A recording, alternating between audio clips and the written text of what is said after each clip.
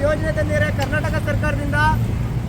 ಇದನ್ನ ಸುಮಾರು 10,500 ಕೋಟಿ ವೆಚ್ಚದಲ್ಲಿ ಅದನ್ನ ನಿರ್ಮಾಣ ಮಾಡೋದಕ್ಕೋಸ್ಕರ ಪರಿಸರ ಘಟ್ಟದಲ್ಲಿ ಸುಮಾರು 134 ಎಕರೆಯಷ್ಟು ಜಮೀನನ್ನ ನಾಶ ಮಾಡಬೇಕು ಅಂತ ಹೇಳ್ಬಿಟ್ಟು ಇವತ್ತು ಸರ್ಕಾರ ನಿರ್ಧಾರ ತಗೊಂಡಿದೆ. ಅದರಲ್ಲಿ ಸುಮಾರು ಏನಿಲ್ಲ ಅಂದ್ರೂ 10,000 ಮರಗಳ ಮರಣೋಮ ನಡೆಯುತ್ತೆ. ಮತ್ತೆ ಇಡೀ ಪ್ರಪಂಚದಲ್ಲೇ 2,500 ಅಂತ ಅತಿ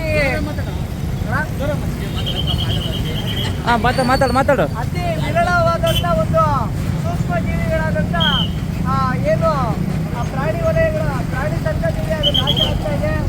ಈ ಎಲ್ಲ ಉದ್ದೇಶಗಳನ್ನು ಇಟ್ಕೊಂಡು ಶರಾವತಿ ಪಂಪ್ಗಳ ಏನು ಸ್ಟೋರೇಜ್ ಇದೆ ಅದನ್ನು ನಿಲ್ಲಿಸಬೇಕು ಅನ್ನೋ ಮುಖ್ಯ ಉದ್ದೇಶ ಇಟ್ಕೊಂಡು ಇವತ್ತು ಭದ್ರಾವತಿಯಲ್ಲಿ ಮಾನವ ಸರಪಳಿಯನ್ನು ನಿರ್ಮಿಸಿ ಮಾನ್ಯ ಜಿಲ್ಲಾಧಿಕಾರಿಗಳಿಗೆ ದೂರವಾಣಿ ಮುಖಾಂತರ ಮತ್ತು ಲಿಖಿತ ರೂಪದಲ್ಲಿ ಒಂದು ಮನವಿಯನ್ನು ಕೊಡ್ತಾ ಇದ್ದೀವಿ.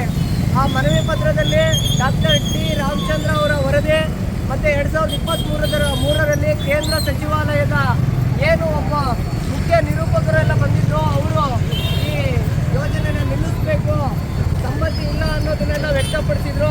ಅವನ್ನೆಲ್ಲ ಹಲವಾರು ವಿಚಾರಗಳನ್ನು ಆ ಮನವಿ ಪತ್ರದ ಮೂಲಕ ತಿಳಿಸೋದ್ರಲ್ಲಿ ಇವತ್ತು ನಮ್ಮ ಕೇಂದ್ರ ಸರ್ಕಾರ ಮತ್ತು ರಾಜ್ಯ ಸರ್ಕಾರನ ನಾವು ನೇರವಾಗಿ ವಿರೋಧವನ್ನು ವ್ಯಕ್ತಪಡಿಸ್ತಾ ಸಾಗರದಲ್ಲಿ ಮತ್ತು ಏನು ಉತ್ತರ ಕನ್ನಡದಲ್ಲಿ ಏನು ಹೋರಾಟ ಮಾಡ್ತಾ ಇದ್ದಾರೆ ಆ ಪರಿಸರ ಪ್ರೇಮಿಗಳಿಗೆ ನಮ್ಮ ಭದ್ರಾವತಿಯ ಏನು ಪರಿಸರ ಪ್ರೇಮಿಗಳಿಂದ ಒಂದು ಬೆಂಬಲವನ್ನು ಸೂಚಿಸುವ ಜೊತೆಗೆ ನಮ್ಮ ಸಹಕಾರ ಬೆಂಬಲ ಇರುತ್ತೆ ಅನ್ನೋದನ್ನ ಈ ಮೂಲಕ ಹೇಳ್ತಾ ನಾನು 2 ಮಾತು ಮುಗಿಸ್ತಾ ಇದ್ದೀನಿ. ಜೈ ಹಿಂದ್, ಜೈ ಕರ್ನಾಟಕ.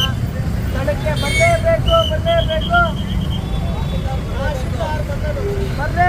ಬರಲೇಬೇಕು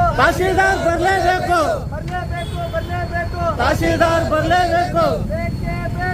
ನ್ಯಾಯ ಬೇಕು. ಪರಿಸರ ಉಳಿಸಿ,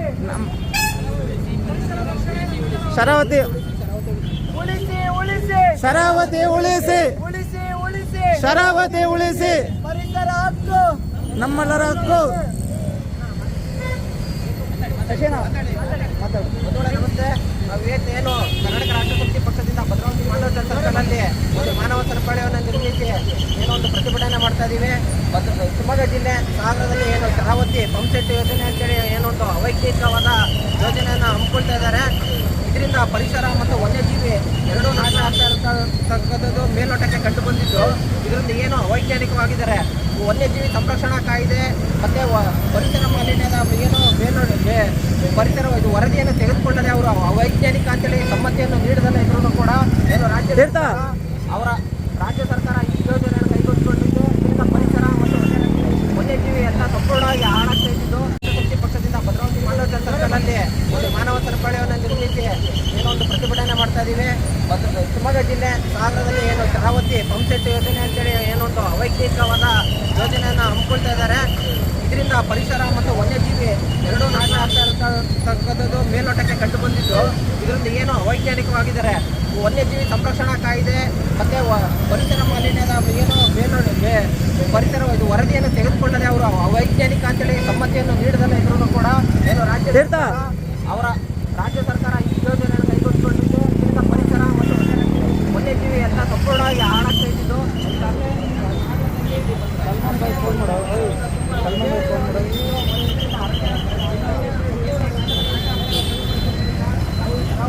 ಯೋಜನೆಯನ್ನು ಕೈಬಿಡಬೇಕು ಅಂತ ಇವತ್ತು ಭದ್ರಾವತಿ ಮಾದಾಚಾರ ಸರ್ಕಲ್ನಲ್ಲಿ ಒಂದು ಏನು ಮಾನವ ನಿರ್ಮಿತ ಸರಪಳಿ ಮಾಡಿ ಪ್ರತಿಭಟನೆ ಮಾಡ್ತಾ ಇದ್ದೀವಿ. ನಮಗೆ ಇವತ್ತು ತಹಸೀಲ್ದಾರ್ ಅವರು ಇಲ್ಲಿ ಸ್ಥಳಕ್ಕೆ ಬಂದು ಈ ಯೋಜನೆಯನ್ನು ಕೈ ಬಿಡುವಂತೆ ಸರ್ಕಾರಕ್ಕೆ ತಹಸೀಲ್ದಾರ್ ಅವ್ರ ಕಡೆಯಿಂದ ಏನು ಮನವಿ ಪತ್ರ ಕೊಟ್ಟು ಅವರು ತಹಸೀಲ್ದಾರ್ ಅವರ ಮೂಲಕ ಸರ್ಕಾರ ಇದನ್ನು ಗಮನಕ್ಕೆ ತೆಗೆದುಕೊಂಡು ಈ ಯೋಜನೆಯನ್ನು ಕೈ ಬಿಡೋ ತನಕ ನಾವು ಏನು ಒಂದು ಹೋರಾಟ ಮಾಡ್ತೀವಿ ಅಂತ ಹೇಳ್ತಾ ನಾನು ಒಂದೆರಡು ಮಾತಾ ಮುಗಿಸ್ತಾ ಇದ್ದೀನಿ. ಏನು ಹೋರಾಟನಪ್ಪ ಇರ್ತಾ ಮೈಕ್ ತರ ಕಲ್ತಿರ್ತಾ ಅಲ್ಲಿ ಬಂದ್ರ ನೋಡಿ ಸರ್. ಇರೋಣ ಏನು ಹೋರಾಟ ಪ್ರೇಮಿಗಳಲ್ಲಿ ವಂದನೆಗಳನ್ನ ಸಲ್ಲಿಸ್ತಾ ಏನು ಕರ್ನಾಟಕ ಸರ್ಕಾರ ಶರಾವತಿ ಪಂಪ್ ಸ್ಟೋರೇಜ್ ಅಂತ ಹೇಳಿ ಏನು ವಿದ್ಯುತ್ ಉತ್ಪಾದನೆಗಾಗಿ ಪಂಪ್ ಸ್ಟೋರೇಜ್ ಮಾಡ್ತೀವಿ ಅಂತ ಹೊರಟಿದೆ. ಆ ಒಂದು ಕಾರ್ಯ ಏನಾಗಿದೆ ಅಂದರೆ ಪರಿಸರ ಹಾಳಾಗ್ತಾ ಇದೆ. ಪರಿಸರ ಹಾಳಾಗೋದು ನಿಲ್ಲಿಸಬೇಕು. ಏನಂದರೆ ಸರ್ಕಾರ ವಿದ್ಯುತ್ ಬೇಕು, ಹೌದು ವಿದ್ಯುತ್ ಬೇಕು ಅಂತ ಹೇಳಿ ಪರಿಸರವನ್ನು ಹಾಳು ಮಾಡಿ ಆ ವಿದ್ಯುತ್ ತೆಗಿಬೇಕಂತ ಅವಶ್ಯಕತೆ ಇಲ್ಲ. ವಿದ್ಯುತ್ ತೆಗಿಬೇಕು ಅಂದರೆ ಸೋಲಾರ್ ಪ್ಯಾನಲ್ಗಳನ್ನ ಎಷ್ಟು ಬೇಕಾದ್ರೂ ಹಾಕ್ಬೋದು, ಗಾಳಿ ಯಂತ್ರಗಳನ್ನ ಎಲ್ಲಿ ಬೇಕಾದ್ರೂ ಹಾಕ್ಬೋದು. ನಮ್ಮ ರಾಜ್ಯದಲ್ಲಿ ಬೇಕಾದಷ್ಟು ಜಾಗ ಇದೆ.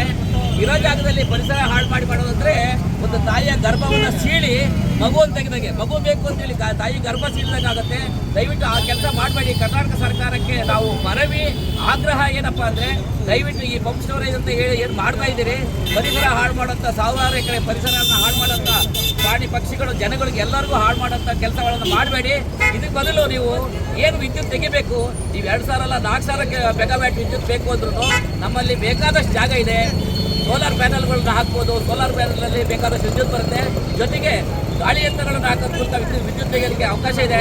ದಯಮಾಡಿ ಪರಿಸರವನ್ನು ಹಾಳು ಮಾಡದೆ ವಿದ್ಯುತ್ ನಿಮಗೆ ಬೇಕು. ಸರ್ಕಾರ ಜನಗಳಿಗೂ ವಿದ್ಯುತ್ ಬೇಕು. ಆದರೆ ನಾನು ಹೇಳ್ದಂಗೆ ಯಾವುದೇ ಥರದ ಇನ್ನೊಂದು ಹಾಳು ಮಾಡಿ ವಿದ್ಯುತ್ ಉಳಿಸಬೇಕು, ವಿದ್ಯುತ್ ತೆಗಿಬೇಕು ಬಿಟ್ಬಿಟ್ಟು ಕೈ ಬಿಟ್ಬಿಟ್ಟು ದಯಮಾಡಿ ಏನು ಶರಾವತಿ ಸ್ಟೋರೇಜ್ ಇದೆ ಆ ಕೆಲಸ